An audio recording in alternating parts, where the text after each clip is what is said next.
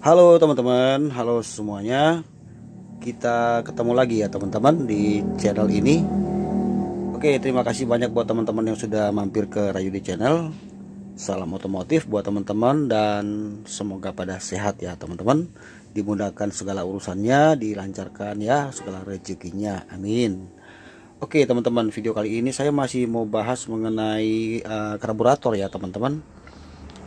Jadi semisalnya mobil teman-teman nih lagi dalam keadaan lagi galau ya, mobil kok jadi boros bensinnya ya kan, kok tambah boros gak karu-karuan gitu kan. Udah capek lah gitu misalnya, apalagi mobil-mobil kijang-kijang lama ya, Rover atau Super atau mobil karburator apa saja sih ya teman-teman, apalagi kalau yang cc besar ya.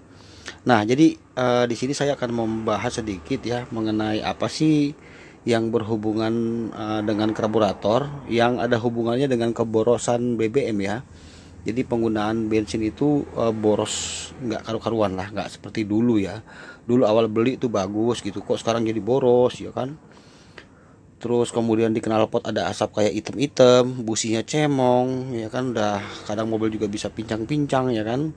Nah pertama teman-teman kita harus pahami dulu ya, untuk masalah pada karburator itu sangat identik sekali dengan namanya keborosan BBM ya. Oke, saya jelaskan sama teman-teman pelan-pelan ya. Tapi teman-teman jangan lupa untuk bantu subscribe ya. Karena subscribe itu kan gratis, jadi jangan lupa di subscribe ya teman-teman, dan di like. Oke, saya ucapkan terima kasih buat teman-teman. Nah sekarang di sini saya mau jelaskan sama teman-teman ya. Jadi ini yang teman-teman harus pahami ketika kita misalnya sedang mau membongkar si karburator mobil kita ya. Contoh nih mobilnya kijang ya. Saya udah buat beberapa video mengenai karburator, tapi di sini saya akan lebih fokus kepada boros aja ya.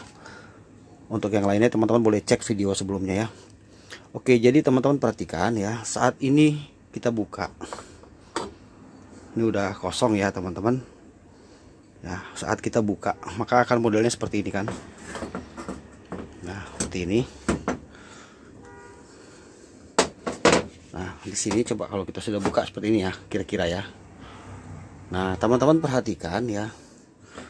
Di sini ada ini, lihat ya.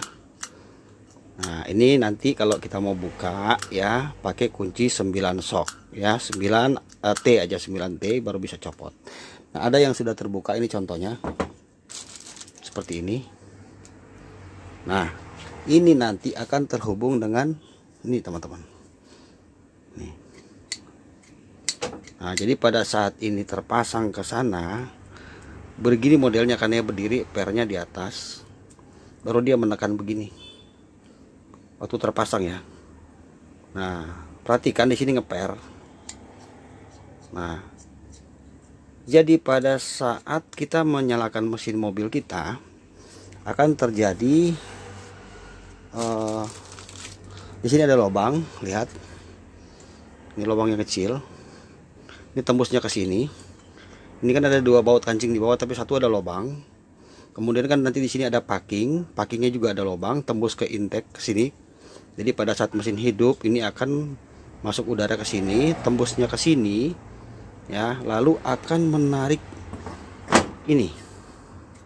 Nah, jadi dia mentok nanti masuk ke sini nih, hubungan lubang ini nih. Nah, jadi di sini kita bisa ngetesnya menggunakan selang, ya pakai selang tempel, kita sedot pakai mulut kita aja. Ini mesti menarik. Tep. Nah, kalau ini tidak menarik waktu mesin hidup, ya saat sebelum terjadi kevakuman ya, maka ini akan mendorong terus dia. Nah, jadi ini kalau mendorong terus ke sini atau ke sini, ya maka bensin itu akan terus mengalir keluar ke sini, ke primernya sebelah sini. Ya, tembus dia.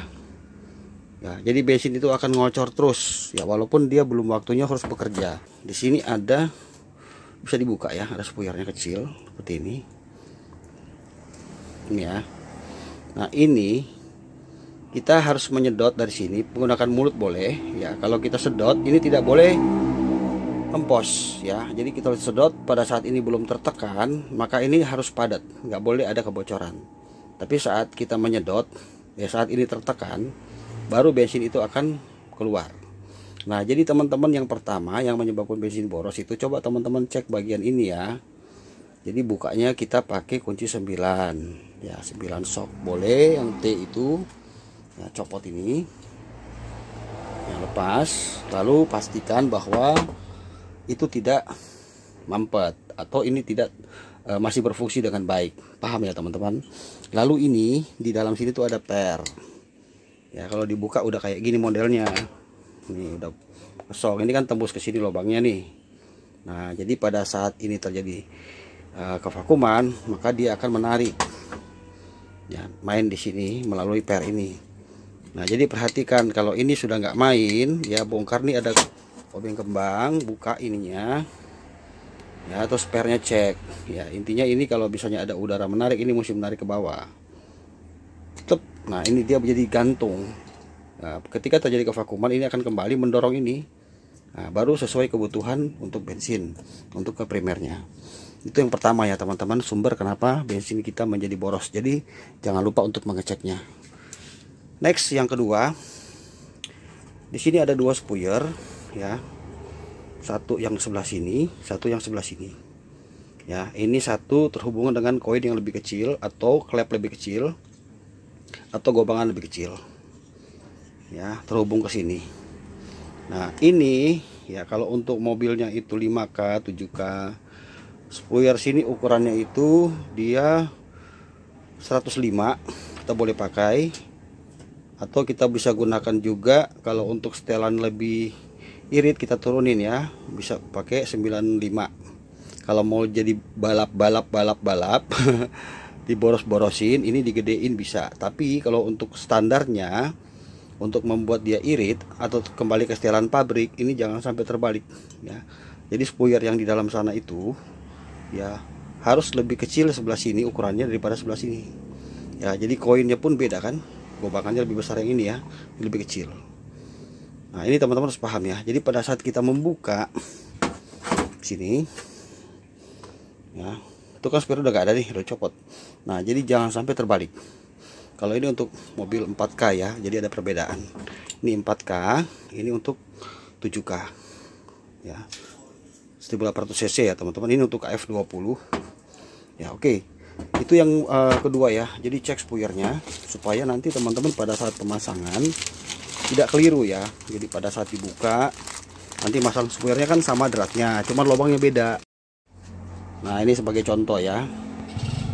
Nih. Nah, jadi dia ada dua ya. Kemudian di sini ada ring lagi, ring putih ya teman-teman. Nah, ini kan saya dari parkitnya. Ini dia ada untuk dratnya sama tapi lubangnya beda. Jadi jangan sampai menaruhnya itu salah ya. Yang ukurannya lebih kecil adanya di sebelah sini, yang berhubungan dengan koin yang lebih kecil ya, ke sini. Karena ini pada saat kita menghidupkan mobil mesin awal ya, sebelum kecepatan tinggi, ini aja yang bekerja nih. Yang ini belum ya, nunggu ini waiting nih. Begitu putaran mesin sudah tinggi, misalnya sudah kecepatan 100 lebih, maka dia kan kira-kira koinnya ada di sini nih, baru ini akan menarik lewat vakum ke sini, baru ini akan kebuka. Nah, begini kira-kira. Nah, jadi jangan sampai ini salah pasang ya, si ininya, si spuyernya tadi ya. Ingat yang lebih kecil dengan koin yang lebih kecil. Nah, jangan dibalik yang lebih besar di sini ya. Itu amsyong namanya teman-teman. Oke, next, yang ketiga yang bisa menyebabkan mobil boros itu disebabkan karena kondisi mesin kita yang tidak stabil. Jadi gas itu maunya kan besar-besar terus. Cek bagian sini, nggak boleh miring. Nih sini nih ya, ini harus rata. Ya, kalau ini sudah melengkung, walaupun dikasih packing tetap ngempos, maka otomatis RPM kita harus setel tinggi terus kan begitu, karena terjadi ngempos pada udara. Jadi bagian sini dicek, kemudian packing pada intake yang menempel pada silinder head itu dicek. Kalau bocor itu pasti pengaruh semuanya jadi boros bahan bakar. Yang selanjutnya terjadi kebocoran pada packing sini ya. Ada packing kan di sini ya, atas sini. Nah, kalau di sini sudah mulai ada rembes-rembes bensin ya, itu ganti repair kitnya saja. Karena kenapa? Bensin itu bocor sedikit aja itu sudah langsung menguap jadi kita nggak bisa kontrol. Jadi kalau di sini sudah banyak sekali ada bekas-bekas bensin, berarti pakingnya ini rusak ya. Kemudian udara juga pasti akan ngempos. Nah jadi gitu teman-teman ya, itu aja sih beberapa kemungkinan masalah pada karburator yang mesti teman-teman pahami ya. Yang paling utama yang awal tadi saya jelaskan ini ya, jangan sampai ada masalah di situ. Oke teman-teman, ini aja sedikit kita berbagi. Semoga penjelasan ini membantu teman-teman ya untuk menambah wawasan kita. Kita hanya berbagi saja, bukan mengajari, ilmu untuk dibagikan ya teman-teman.